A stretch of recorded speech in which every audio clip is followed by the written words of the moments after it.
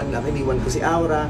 Na-interview ba nila si Aura? Kasi si Aura cannot be interviewed. Bawal din siyang magbigay ng mga interview. Sabi ko, saan kaya nila nakukuha? Sabi ko, grabe talaga yung cloud chasing.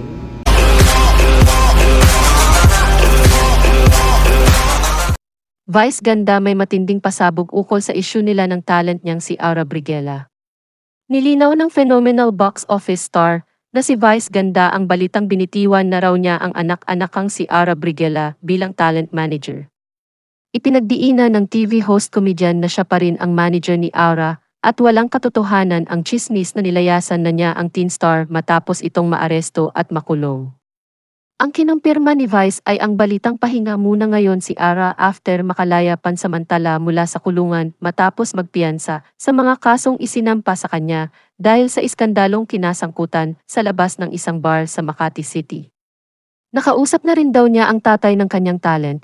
Anya, yung usapan na ito, everything is coming from concern, love and support. Yung mga issues na hindi ko na muna itatakle, bahala na yan sa susunod. Ang gusto kong klaruhin ay hindi kami naghihiwalay ni Aura. Dagdag na pahayag ni Vice ganda.